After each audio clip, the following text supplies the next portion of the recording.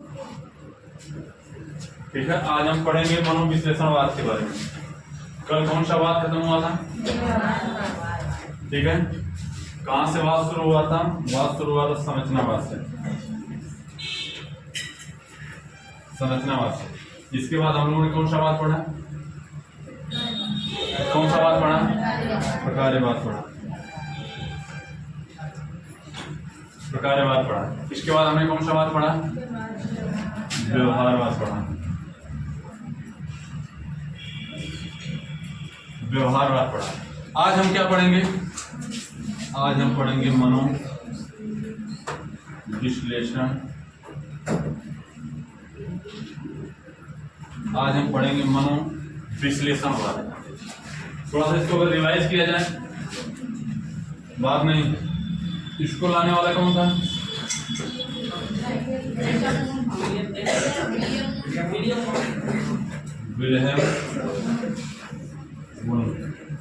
Wilhelm wound किसकी बात करते थे? चेतना की बात करते थे। बात में नहीं, चेतना की बात करते थे। इसको कौन लेकर के आया? विलियम। इसको लाए विलियम जेम्स। ये चीजें पीछे पढ़ाई जा चुकी हैं। इसको लाए विलियम जेम्स। ठीक है, इसको विलियम जेम्स लाए। यह किसकी बात करते थे? यह चेतना के कार्य का, चेतना के कार्य की बात करते थे। चेतना की संरचना की बात विलियम वुंड साहब करते थे। ये जब आए, विलियम क्या किया? इसको लाने वाले कौन थे? जेबी वाटसन। कहाँ के रहने वाले थे? अमेरिका। ये किसकी बात करते थे? ये चेतना की बात करते थे? ये चेतना की बात नहीं करते थे, मतलब कट किया गया है। क्या यह चेतना के कार्य की बात करते थे? चेतना के कार्य की बात भी नहीं करते थे। यह किसकी बात करते थे? यह व्यवहार की बात करते थे। यह व्यवहार की बात करते थे। सुरेंद्र, थोड़ा सा जब वहां से विक्स की गोली लेते हो, मेडिकल हॉल कहीं होगा, ठीक है, जाना तो 4-5 रुपए दे। क्या किसकी बात करते थे? व्यवहार की बात करते थे। बात समझ आ रही है? यह किसकी बात करते थे? चेतना की संरचना की बात करते थे। तीनों चीजें आपकी यहीं क्लियर हो जाएंगी। यह चेतना की संरचना, यह चेतना की संरचना की बात करते थे। संरचना की बात करते थे, इनका बात क्या कहलाया? संरचनावाद कहलाया। यह चेतना के कार्य की बात करते थे। कौन? विलियम जेम्स साहब। चेतना के कार्य की बात करते थे, तो यह कौन सा वाद कहलाया? कार्यवाद कहलाया। यह चेतना के न तो कार्य की बात करते थे, ना ही उसके संरचना की बात करते थे। यह किसको प्राथमिकता देते थे? जेबी वाटसन साहब व्यवहार को प्राथमिकता देते थे। इससे जो वाद निकला वह कौन सा वाद कहलाया? व्यवहारवाद कहलाया। अब आएगा मनोविश्लेषणवाद। मनोविश्लेषणवाद, यहाँ पर चेतन और अचेतन मन की बात होगी। समझ रही है? चेतन और अचेतन मन की बात होगी। और आज हम शुरू क्या करेंगे? मनोविश्लेषणवाद। ठीक है, इसको लाने वाले कौन थे? Sigmund Freud. ठीक है, एक महान मनोवैज्ञानिक जिसने मनोविज्ञान के क्षेत्र में क्रांति ला दी और सारे के सारे सबूतों को झूठा साबित कर दिया।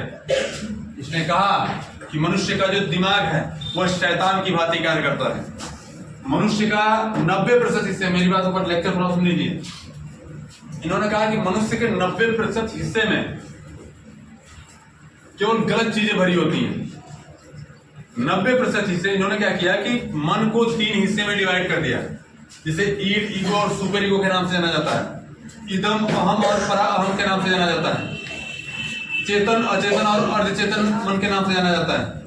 बात में आ रही है?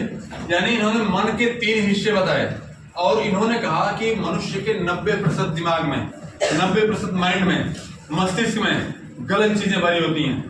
काम वासना, खून खराबा, समझ रही है, लूटपाट, चोरी डकैती, जितनी गलत चीजें हैं, यानी कि यह सच्चाई भी है। प्रत्येक मनुष्य के 90% हिस्से में गलत चीजें भरी होती हैं, नकारात्मक चीजें भरी होती हैं, और 10% हिस्से में क्या होता है? सकारात्मक चीजें भरी होती हैं। और जो 10% हिस्सा होता है उसे इन्होंने चेतन मन कहा, और जो 90% हिस्सा जो होता है जिसमें गलत चीजें भरी होती हैं उसको अचेतन मन कहा। और इन्होंने कहा कि अचेतन मन को कंट्रोल कौन करता है? चेतन मन कंट्रोल करता है। बात में आ रही है? हमारे अचेतन मन में जो गलत चीजें हैं वो जब बाहर आना चाहती हैं उसको कंट्रोल कौन करता है? चेतन मन करता है। थोड़ा सा मैं आपको समझा रहा हूँ, उसके बाद सीधे कहानी पे चलेंगे, हम लोग थ्योरी पे चलेंगे। इन्होंने कहा कि मन के मस्तिष्क के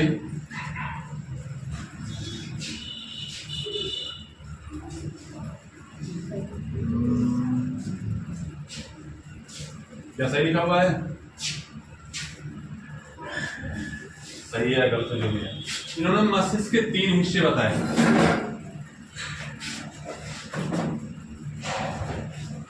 कहानी सुन लो और आप भी सोचिए। इन्होंने कहा कि मन में 90% हिस्से में गलत चीजें भरी होती है, नकारात्मक चीजें भरी होती हैं।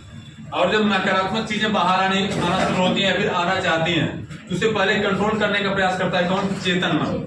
जैसे आप सोचिए, एग्जाम जब आपका होगा, यूपीटेट सीखे का जब भी एग्जाम होगा, एग्जाम से पहले एक रात पहले किसी ना किसी दोस्त, किसी ना किसी रिश्तेदार, किसी ना किसी का फोन आ ही जाता है, कहो व्यवस्था बा 10 लाख का व्यवस्था करा, दे दें चीट। ऐसा आता है कि नहीं आता है? कोई ना कोई दोस्त को आपको बता ही देता है, कहीं ना कहीं से फोन आ ही जाता है कि व्यवस्था है, एक काम कीजिए, अगर कुछ पैसा कुछ लाख 2 लाख पहले दीजिए, तो एक काम करते हैं, व्यवस्था कर लेते हैं। लेकिन आप बोलेंगे क्या करना होगा भैया, तो बताएगा, कहेगा चीज आपको पहले दे दी जाएगी, आप एग्जाम हॉल में लेके चले जाइएगा। बात में आ रही है? एग्जाम हॉल में किसी तरह से लेकर के चले जाइएगा, वहां धीरे धीरे खोल के सारे के सारे उत्तर आप देख लीजिएगा। और आपका जो पकड़ाएगी तब कि भैया हमसे मतलब ना, पकड़ाए जीवा तो हमसे मतलब ना, तू समझिए तो और काम नहीं, हमारी जिम्मेदारी खाली आंसर सीट दे दो। अब आप सोचना शुरू करेंगे, मैं इस चीज को आपको समझा रहा हूं।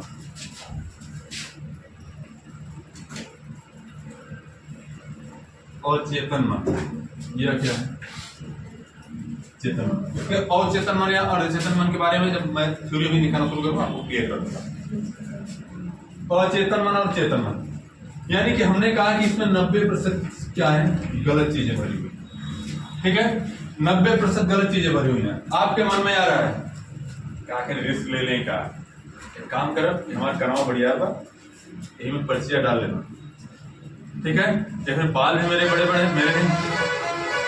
आप लड़कियां क्या सोचेंगे? यही सोचेंगे बाल मेरे बड़े बड़े हैं, बाल में काम करता हूँ, पर्ची लेके इसी में खोस लेता हूँ और उसके बाद जाके बैठ जाऊंगा। और इसके बाद जब सारे एग्जामिनर जो एग्जाम कराने वाले होंगे वो लोग जब एग्जाम करवाने लगेंगे तो धीरे धीरे कहूंगा नहीं आ रहा है, समझ नहीं आ रहा, बाल खुजाऊंगा और धीरे से खींचूंगा और खींच के सारी कोशिश कर लूंगा। ये माइंड में चल रहा है। ये कौन सा मन बोल रहा है?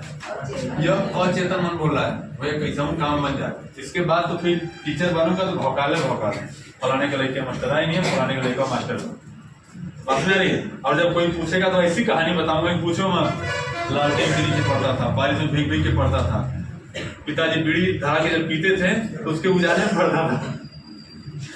ऐसी कहानियां बनाओगे, बस में आ रही है? भीगता था मैं, भीग करके खटिया के नीचे, चौकी के नीचे जाके पढ़ता था, ऐसी कहानी बनाओगे। यानी कि तुम्हारे मन में ये चल रहा है किसी तरह से।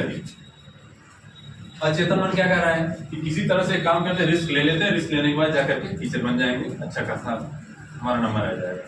लेकिन इसके बाद चेतन मन कहेगा कि पकड़ा गया तो पास में आ रही है। यानी इसको कंट्रोल कौन कर रहा है? इसको कंट्रोल कर रहा है चेतन मन। फिर आपके अंदर से एक आवाज आएगी, यार पकड़े गए तब क्या होगा? तब पकड़े जाएंगे तो फिर बाबा का वही प्रशासन याद आएगा कि सरकार ने लगा दिया 1 करोड़ रुपया जुर्माना, 15 साल की सजा। अब आप सोचें कुल खेतवा भेज दे तब वो 1 करोड़ ना हो, तो आखिर भरा कहां से जाएगा?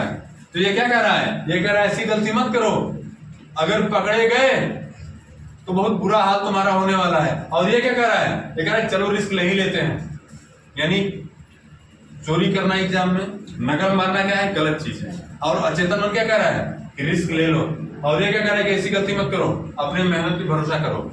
इन्होंने कहा कि अचेतन मन क्या होता है? 90% हिस्सा होता है और प्रत्येक व्यक्ति में 90% हिस्से में गलत चीजें भरी होती हैं। और उस पर राज कौन करता है? यह 10% करता है चेतन मन। चेतन मन समझाता है हर व्यक्ति के सामने। अभी पीछे आप पड़े हुए हैं नैतिक दुविधा की स्थिति आती है, सही और गलत, ले लूं, चोरी कर लूं, न करूं, बता दूं, न बताऊं, ऐसी स्थिति नहीं आती है। जब गलत चीजें आप पर हावी होती हैं तो अचेतन मन हावी होता है, समझ में आ रही है? और जब वही चीजें जब उसको कंट्रोल करने का प्रयास करता है कौन? चेतन मन। ठीक है, अचेतन का मतलब मूर्छित अवस्था से यह समझ सकते हैं। इसको अलग तरीके से डिफाइन किया गया है।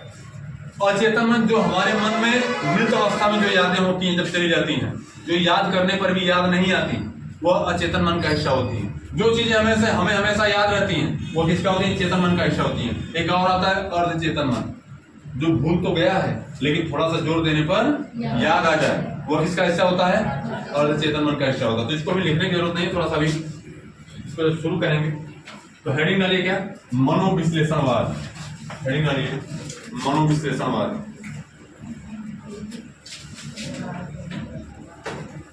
मनो विश्लेषण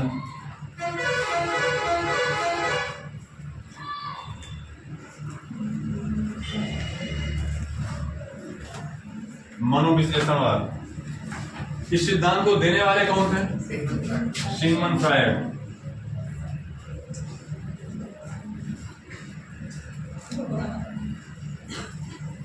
कहाँ के रहने वाले थे? ऑस्ट्रिया। ऑस्ट्रेलिया नहीं, ऑस्ट्रिया। हाँ, ऑस्ट्रिया की राजधानी कहाँ है? हाँ, ऑस्ट्रिया।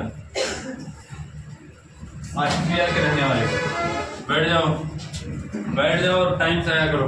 मुझे लगता है कुछ बच्चे अगर लेट आते हैं, फिर नहीं भी आने का मन करता है, तो इस चक्कर में नहीं आते। चलो वीडियो अपलोड हो गए, देख लिया जाएगा। क्या ऐसा मन में भी चलता है क्या? नहीं चलता। क्या हुआ? तो इसमें मेरी क्या गलती भाई? अच्छा, आपकी गलती नहीं है। गलती लास्ट में आपको ही स्वीकार करना पड़ेगा, ये सच्चाई है।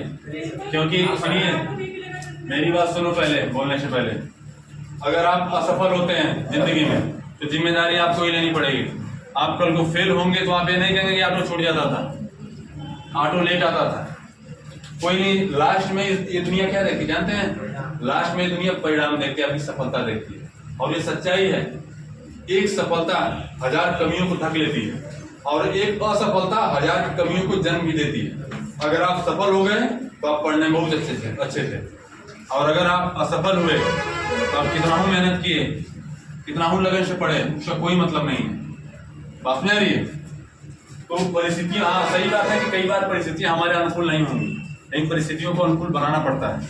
कई बार ऐसी चीजें होंगी जो हमारे हिसाब से नहीं हो पाएंगे। जैसे बस से आपका आना काम है, टेम्पू से आपका आना काम है, या फिर ऑटो से आना आपका काम है, तो उसमें आपका बस नहीं है। किसी दिन लेट हो सकता है, किसी दिन छूट भी सकता है, लेकिन आपकी जिम्मेदारी है कि जो क्लास में पढ़ाया गया, जो चीजें बताई गई, किसी नोट्स लेकर के पढ़ लीजिए। अगले दिन आइए, सर से बोल दीजिए, सर ऐसा है कि कल हम नहीं आए तो इसको रिवीजन कर दीजिए, सर रिवीजन कर देंगे। कंप्रोमाइज आपको ही करना पड़ेगा, समझौता आपको ही करना पड़ेगा, क्योंकि एग्जाम में किसको बैठना है? आपको नहीं, मतलब मेरी तरफ से आपको, हमको नहीं।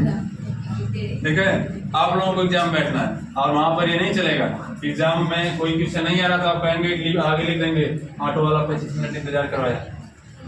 काम चलने वाला नहीं है, वहां आपको करना ही पड़ेगा। ठीक है, कोई बात नहीं है, कभी कभी लेट हो जाए किसी को भी। ठीक है, मनोविश्लेषणवाद लाने वाला कौन था? Sigmund Freud. कहाँ करने वाले थे? ऑस्ट्रिया के रहने वाले थे। ठीक है, इसकी शुरुआत मानी जाती है, अब देखिए इनका मार्कर ही धोखा देगा। इस दुनिया में धोखेबाजों की कमी नहीं है, जब मार्कर धोखा दे रहा है तो हमारी यहाँ की क्या गलती है? कोई गलती है?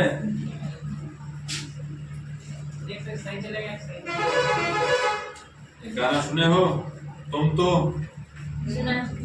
धोखेबाज हो, लिखते लिखते अचानक छोड़ देते हो। ठीक है, देखो चलने लगा, ये गाना सुनने के लिए बेताब था, वही वाला मार्केट चलने लगा। ठीक है, इसकी शुरुआत मानी जाती है कब? अच्छा, अगर वहां से देखा जाए तो प्रतिपादक भी कौन हो जाएंगे? कौन हो जाएंगे? Sigmund Freud. ठीक है, शुरुआत कब मानी जाती है? 1900 के आसपास, 1900 ईस्वी। लिखते रहो बहुत जल्दी, 1900 के आसपास। ठीक है,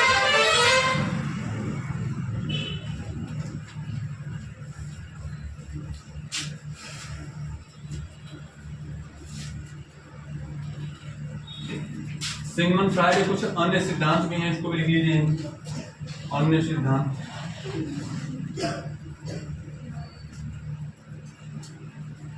अन्य सिद्धांत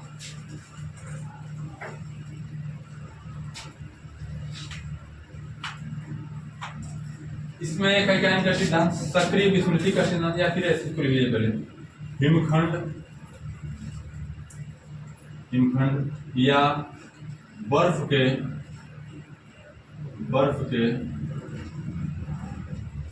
टुकड़े का सिद्धांत। हिमखंड या बर्फ के टुकड़े का सिद्धांत। ठीक, इन्होंने एक और सिद्धांत दिया, सक्रिय विस्मृति का सिद्धांत।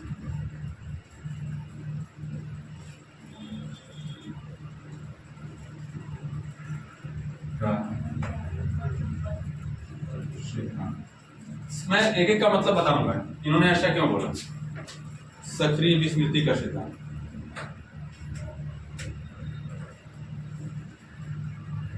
सक्रिय विस्मृति का सिद्धांत।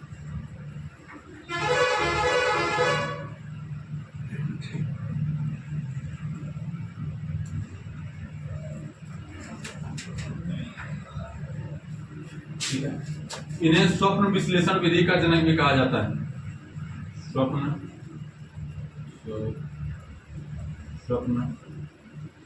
विश्लेषण विधि जनक।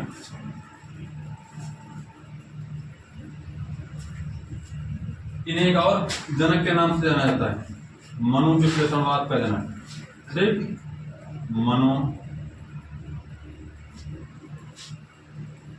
मनोविश्लेषणवाद का जनक।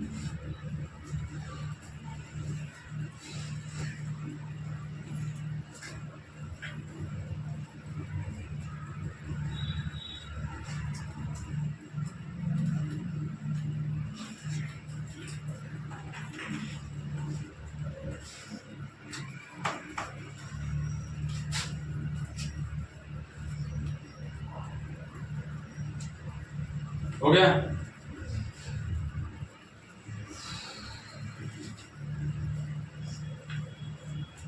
लिख लो जल्दी करो।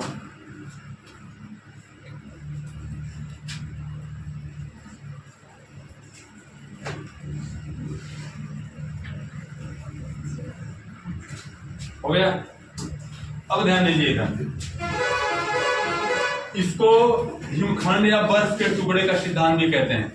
इसका भी रीजन है, हमने अभी आपको बताया कि मन के इन्होंने 3 हिस्से बताए, चेतन मन, अचेतन मन, अर्धचेतन या अर्धचेतन, कहीं कहीं अवचेतन भी लिखा होता है। समझ में आ रही है? यानी कि 3 हिस्सा बताया, और 2 हिस्से की इन्होंने बात किया कि 90% क्या होता है, अचेतन मन होता है, 10% क्या होता है, चेतन मन होता है। और इसकी तुलना इन्होंने बर्फ के विशालकाय टुकड़े से किया, और इन्होंने कहा जिस प्रकार बर्फ का टुकड़ा जब पानी में डाला जाता है, बर्फ का टुकड़ा जब पानी में डाला जाता है, तो आप एक बात बताइए कि पानी में जब बर्फ का टुकड़ा डाला जाएगा तो डूब जाएगा, एकदम पूरा ऊपर ऊपर तैरेगा, डूबा हुआ तैरेगा, डूबा हुआ तैरेगा। बर्फ का टुकड़ा क्या करता है, डूबा हुआ तैरता है, यानी कि अधिक से अधिक हिस्सा डूब जाता है और कम से कम हिस्सा ऊपर दिखाई देता है। बस में आ रही है? कभी कभी न्यूज वगैरह आप देखते होंगे तो ऐसा आपको सुनने को मिलता होगा कि कोई ग्लेशियर अचानक से पहाड़ों से टूटा और टूट करके समुद्र में जाके गिर गया, और एक विशाल जो है ग्लेशियर भूमि की तरफ क्या वो बहते हुए चला आ रहा है। तो ऐसा नहीं कि ऊपर थोड़ा सा हिस्सा दिखाई देता है, लेकिन नीचे क्या होता है, नीचे एक बड़ा हिस्सा उसका क्या होता है, डूबा हुआ रहता है।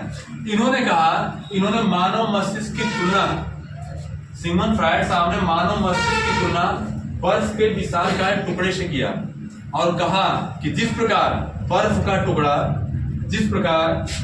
टुकड़ा पानी में डूबते हुए तैरता है, यानी कि पानी में अगर यह बर्फ, यहां तक पानी अगर भरा हुआ है, थोड़ा समझिएगा,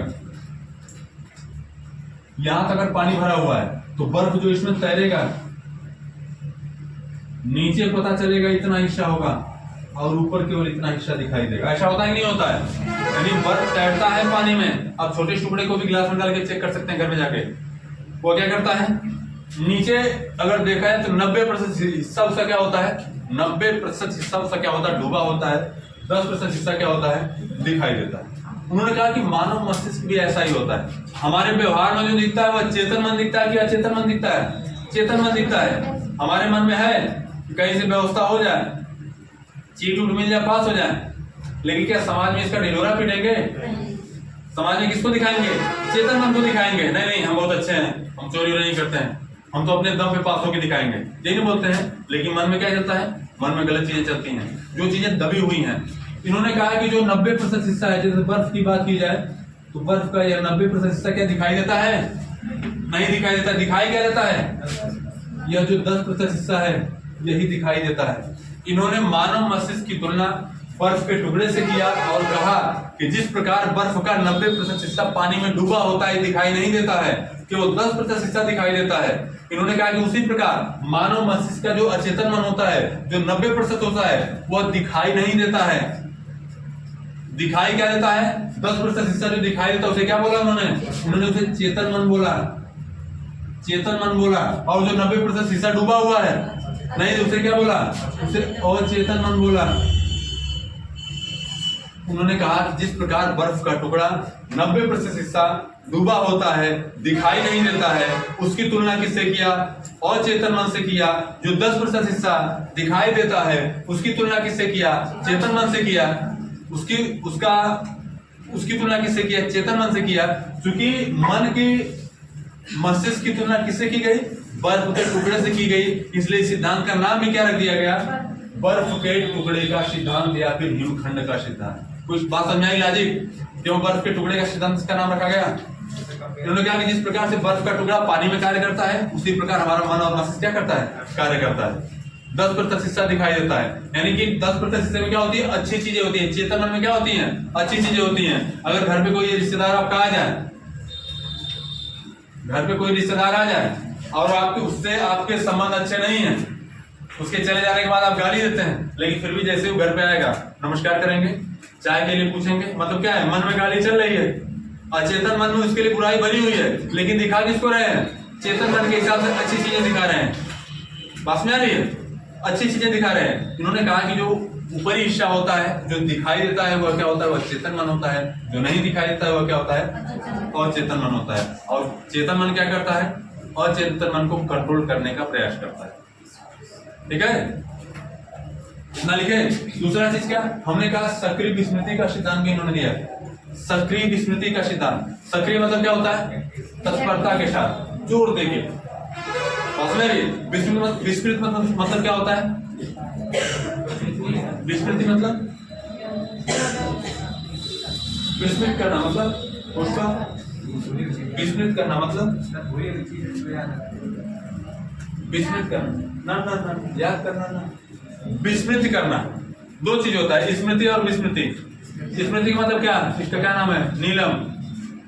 स्मृत करना, स्मृत मतलब क्या? विस्मृत मतलब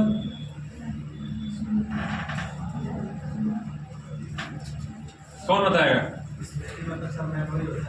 मेमोराइज करना मतलब याद करना, और विस्मृत करना मतलब भूल जाना, किसी चीज को भुला देना, विस्मृत कर देना। और किसी चीज को याद करना स्मृति कहलाता है। क्लियर हुआ? आज की बात पूछा जाएगा, बताओगे? स्मृति मतलब याद करना, विस्मृत मतलब भूल जाना। अब ध्यान दीजिए, इन्होंने सक्रिय विस्मृति का सिद्धांत दिया। इन्होंने कहा कि इस दुनिया में याद करना ही जरूरी नहीं है, जबरदस्ती भुला देना भी जरूरी है।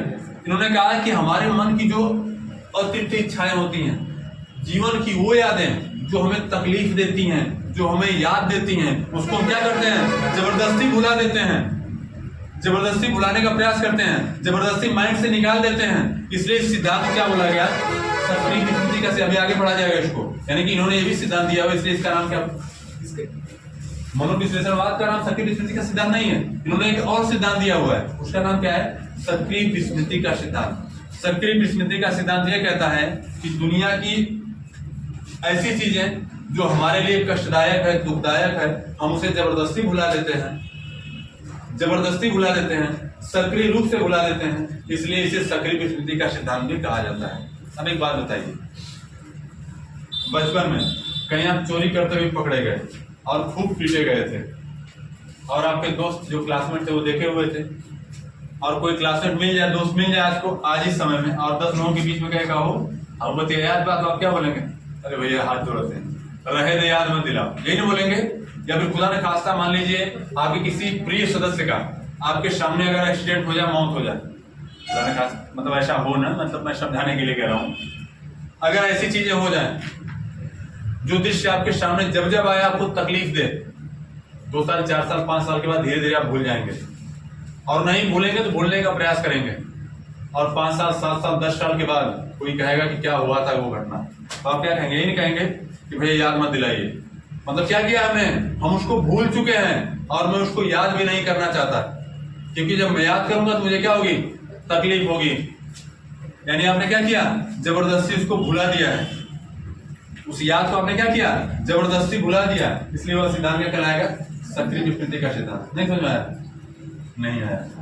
उदाहरण बदला जाए, है ना? मान लीजिए आप लोगों की उम्र कितनी होगी?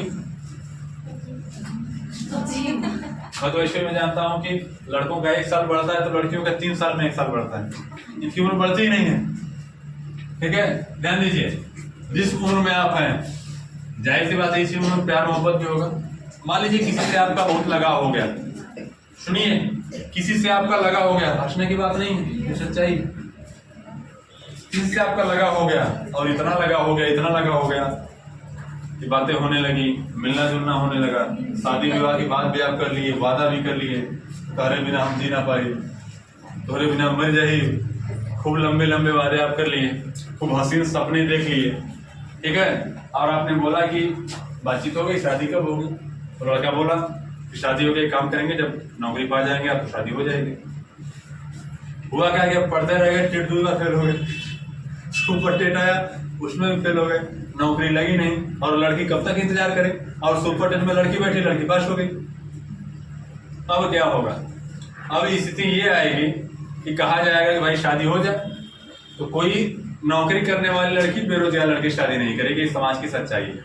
इक्का दुक्का कुछ उस प्रकार की मानसिकता की बच्चियां होंगी तो कर लेंगी, वो अलग बात है, परिवार वाले कर लेंगे, वो अलग बात है। अब स्थिति क्या है? अब स्थिति ये होगी कि अब शादी नहीं होगी, बस में आ रही है।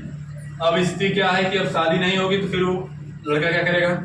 इतना वादा की थी, ऐसे रहने के लिए बोली थी, बच्चों के नाम तक सोच लिए थे, अब क्या है? अब शादी नहीं हो रही है, अब बेचारा क्या करेगा? अब जाहिर सी बात है ऐसी स्थिति में जब किसी भी चीज को लेकर के जिंदगी में आप जब हसीन सपने आप सजा लेंगे और वो जब सपने टूटेंगे तो तकलीफ होना लाजमी है। तो पता चलेगा क्या हुआ? लड़का पगला गया, लड़की की शादी हो गई। तेरे नाम फिल्म देखे हो? नहीं देखे हो? सलमान खान के क्या देखे हो? देखे सब बता नहीं रहे।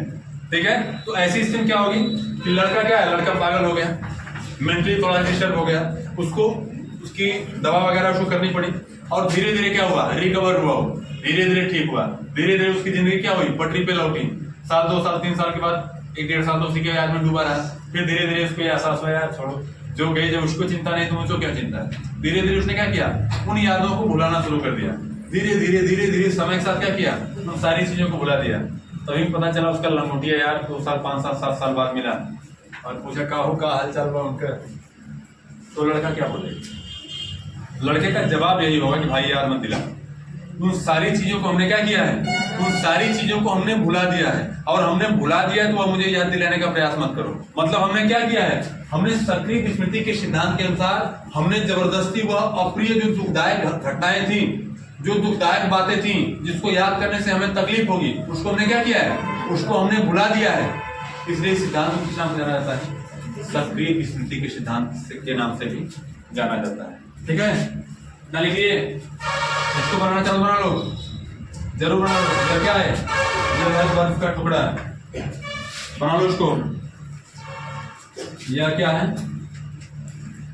बोलो।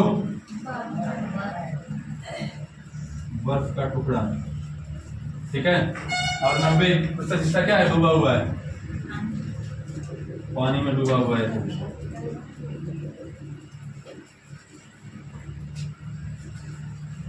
और चेतन मन,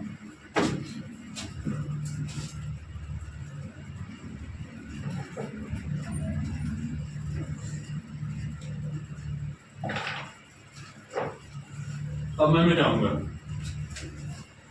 इन्होंने मन और मस्तिष्क के 3 हिस्से बताए और 3 हिस्से को 2 तरीके से मैं समझाऊंगा, ईड, ईगो और सुपर ईगो के माध्यम से। दूसरा क्या है?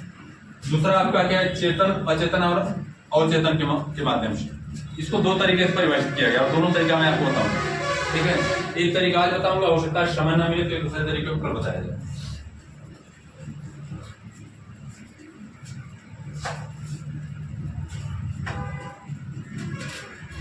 तुम सबकी जिंदगी में जो गलत चीजें होती हैं, अपनी चीज, उसको भूलना चाहते हो नहीं चाहते हो? बोलो। बचपन में चोरी की और मम्मी चप्पल चप्पल मारी थी और याद करना चाहोगे उसको आज? क्या बोला? याद ही नहीं है। क्यों नहीं याद है? क्योंकि उसको भुला देना चाहते थे और भुला दिए। ठीक है, वही गाना आएगा, जा बेवफा जा, तुझे याद नहीं करना, यही ना? तो बोलते नहीं हो।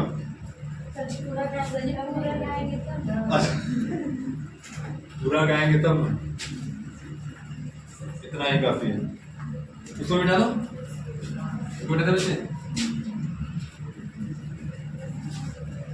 ये बात समझ आए ना कि बर्फ के टुकड़े का सिद्धांत क्यों कहा जाता है? देखो, सिगमंड फ्रायड जब आए ना, इन्होंने बड़ी अजीबोगरीब बात की। अब तक आपने सुना हुआ था स्मृति का सिद्धांत कि याद करना चाहिए। पहली बार आप सुन रहे हैं कि भूलना भी जिंदगी में जरूरी है। जितना जरूरी याद करना है उतना जरूरी भूलना भी है, क्योंकि अप्रिय चीजें अगर नहीं दिमाग से निकलेंगी तो आपको जीने नहीं देंगी, परेशान करेंगी। इन्होंने एक और इंटरेस्टेड बात किया। इन्होंने कहा कि सहसा बच्चे के अंदर काम वासना पाई जाती है, जिसे लिबिडो नाम से जाना जाता है। बात में आ रही है? उन्होंने कहा कि सहसा अवस्था में बच्चे के अंदर क्या पाई जाती है? काम वासना पाई जाती है, काम प्रवृत्ति की भावना पाई जाती है। अब आप कहेंगे सर किशोरावस्था में से शुरुआत होती है, बाल्यावस्था में तो होती ही नहीं है, और सहसा अवस्था में कोई सवाल नहीं है। इन्होंने उसका भी तथ्य दिया। इन्होंने कहा कि जो 4 और 5 साल का बच्चा होता है उसके अंदर भी सेक्स की भावना पाई जाती है, काम वासना पाई जाती है। और इसके लिए क्या किया? इसके लिए इन्होंने तथ्य दिया। इन्होंने कहा कि बच्चा जब माँ का स्तनपान कर रहा होता है, आप सभी लोग मैच्योर समझ सकते हैं। इन्होंने कहा कि 4 साल का, 5 साल का बच्चा है, फिर 3 साल का बच्चा है, 2 साल का बच्चा है, जब माँ का स्तनपान कर रहा होता है तो उसकी जो काम इंद्रियां होती हैं वह जागृत हो जाती हैं, लेकिन बच्चे को उस बात का एहसास नहीं होता है। बात में आ रही है? बच्चे को उस बात का एहसास नहीं होता है, लेकिन उसकी काम इंद्रियां क्या होती हैं? जागृत होती हैं। ठीक है, अभी मैं सिगमंड फ्रायड को जब अलग से पढ़ा, अभी तो विश्लेषणवाद पढ़ाया जा रहा है, सिगमंड फ्रायड को जब अलग से पढ़ाया जाएगा तो मुखावस्था, गुदावस्था, सारी चीजों के बारे में बताया जाएगा। अभी केवल वाद पढ़ रहे हैं, विश्लेषणवाद के बारे में पढ़ाया जाएगा। इन्होंने मन और मस्तिष्क के 3 हिस्से बताए। मस्तिष्क के 3 हिस्से, ठीक है। इन्होंने मस्तिष्क के 3 हिस्से बताए। आप ऐसे ही बनाएंगे, नहीं मन करेगा तो ऐसे नहीं बनाएंगे। पहला इन्होंने बताया अचेतन मन। दूसरे को इन्होंने कहा अर्धचेतन, कर लेते हैं अर्धचेतन या अवचेतन मन। और तीसरे को इन्होंने कहा, क्या कहा? चेतन मन। लिखो इसको। ये होता क्या है मैं आपको लिखवा रहा हूँ, समझा रहा हूँ। फिगर बनाते रहिए। ये मान नहीं है, मन है। मन।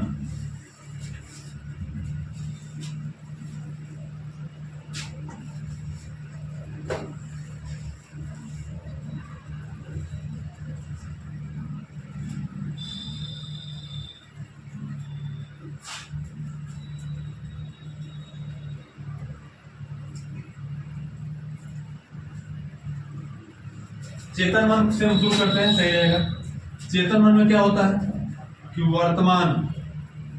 वर्तमान में हमारे संज्ञान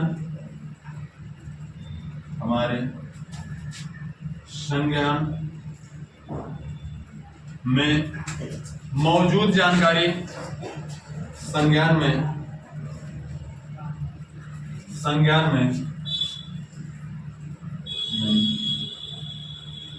मौजूद वर्तमान मौजूद जानकारी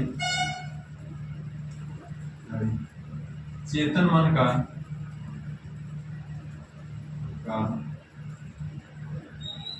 हिस्सा होती है। चेतन मन का हिस्सा होती है।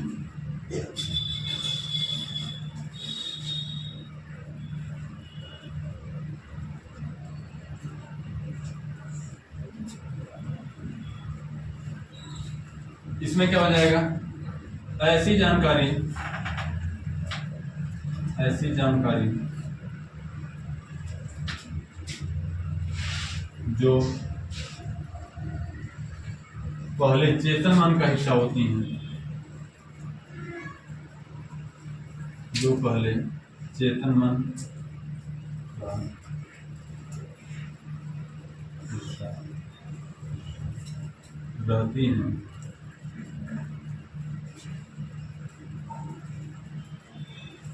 लेकिन कुछ समय के लिए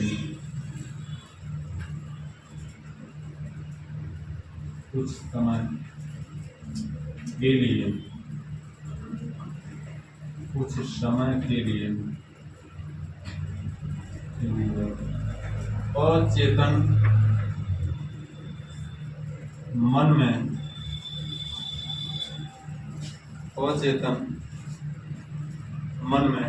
या फिर चेतन से बाहर, अचेतन की वजह इसको लिख लीजिए, कुछ समय के लिए चेतन से बाहर चली जाती है। चेतन से बाहर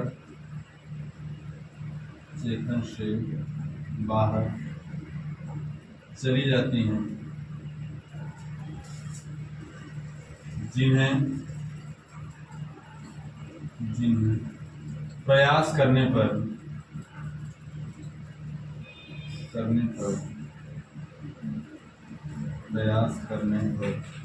वापस चेतन मन में लाया जा सकता है।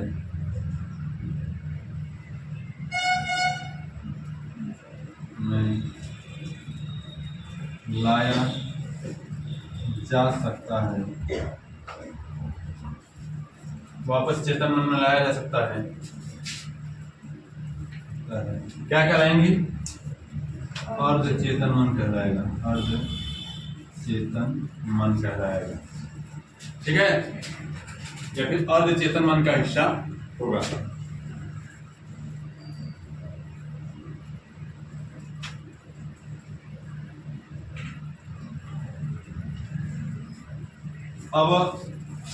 अब ऐसी चीज है जो ना तो चेतन मन का हिस्सा हो, ना तो अर्ध चेतन मन का हिस्सा हो, तो वह किसका हिस्सा हो जाएंगे? वह अचेतन मन का हिस्सा होंगे। पास में आ रही है? लेकिन और चेतन, इसमें नीचे उदाहरण भी लिखना है, जगह नहीं मैं मिटाऊंगा, इसके बाद नीचे उदाहरण भी लिखवाऊंगा, ठीक है, इसलिए जगह छोड़ के रखिएगा।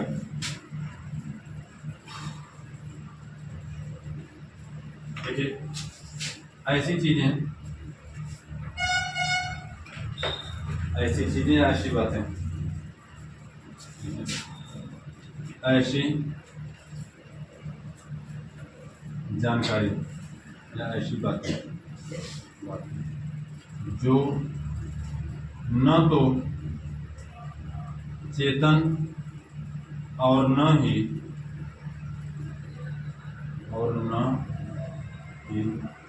किसका? अर्ध चेतन मन का हिस्सा हो, क्या कहलाएंगे? अचेतन मन का हिस्सा होंगे। अर्ध चेतन मन का हिस्सा होंगे। अभी मैं उदाहरण बताऊंगा, क्लियर हो जाएगा आपको। टाइम क्या हो रहा है?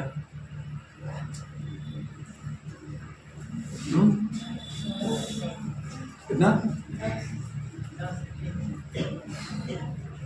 ध्यान दीजिए, चेतन मन का मतलब इन्होंने बताया ऐसी जानकारी जो हमारे मन में उपस्थित हो, ऐसी जानकारी जो हमारे सरबत 5 मिनट, ठीक है, ऐसी जानकारी जो हमारे मन मस्तिष्क में हमेशा जिंदा रहती, वर्तमान समय में हमारी स्कीमा में जिंदा रहती हैं, उपस्थित रहती हैं, वो चेतन मन का हिस्सा होती हैं। जैसे मैं आपसे कहूं कि आपका नाम क्या है, तो आप क्या करेंगे? सर अभी जा रहे हैं घर पे, आधार कार्ड लेके आएंगे, बताएंगे, या फिर ये तो बोलेंगे नहीं कि हम अपना नाम भूल गए सर।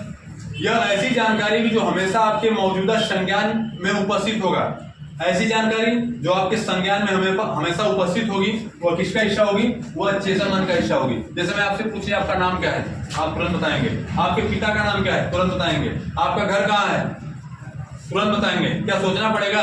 मतलब क्या है कि यह हमेशा आपके मौजूदा जानकारी में उपस्थित है, और जो हमेशा आपके मौजूदा जानकारी में उपस्थित होता है वह किसका होता है? हिस्सा होता है, वह चेतन मन का हिस्सा होता है। तो नीचे लिख लीजिए, जैसे में आपका नाम, आपके पिता का नाम। ऐसा नहीं है कि आपसे पूछा जाए कि आपकी मम्मी का नाम क्या है, तो आप कहेंगे सर जी रुकिए, फोन लगा रहा हूँ, और फोन लगा के पूछता हूँ मम्मी तुम्हारा नाम क्या है। ऐसा नहीं ना है, तुरंत बताते हैं। लिख लीजिए, जैसे चेतन मन में लिख लीजिए, जैसे अपना नाम, अपना नाम। और क्या लिखना चाहोगे? पिता का नाम, और स्कूल का नाम, अच्छा माता का नाम, और कुल में दादा दादी का नाम भी रहेगा, और ऐसी जानकारी जो हमेशा तुम्हें याद रहती हो। अरे मेरा नाम भी बोल तो मैं भी खुश हो जाऊं। सर जी आपका नाम, अच्छा हाँ मेरा नाम यहाँ भी मुझे लगता है मिलेगा, ठीक है। यानी कि जो चीजें आपके मस्तिष्क में हमेशा उपस्थित रहती हैं वह चेतन मन का हिस्सा होती हैं। और चेतन मन और अवचेतन मन क्या होता है?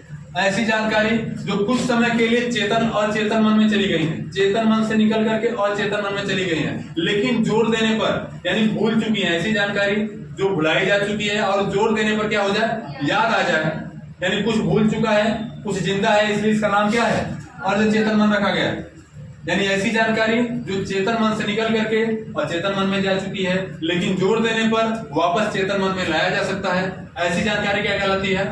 अर्ध चेतन या अवचेतन मन कहलाती है। जैसे कक्षा 4-5 में पढ़ा हुआ बच्चा अगर आपसे मिल जाए कहीं बाजार में, तो आप देखेंगे, देखते क्या सर खुल जाएंगे, ओके कहीं देख ले हैं, नहीं बोलेंगे, और सोचते सोचते सोचते 15 मिनट बाद अचानक से बोलेंगे अरे कल हुआ, मतलब जो भी उसका नाम होगा कि फला व्यक्ति आपने क्या किया, यानी कि इसके पहले वो अचेतन मन का हिस्सा हो चुका था, लेकिन जोर देने पर क्या हुआ? प्रयास करने पर क्या हुआ? अचानक से याद आ गया। यानी ऐसी जानकारी जिसको आप भूल चुके हैं लेकिन जोर देने पर क्या हो जाए? चेतन मन में लाया जा सके, ऐसी जानकारी क्या कहलाएगी? और चेतन मन। जैसे लिख लो, जैसे बहुत पुराने मित्र से मिलने पर उसका नाम याद आ जाना। बहुत पुराने मित्र से लंबे समय के बाद मिलने पर, इसमें लिखना है अर्धचेतन मन में।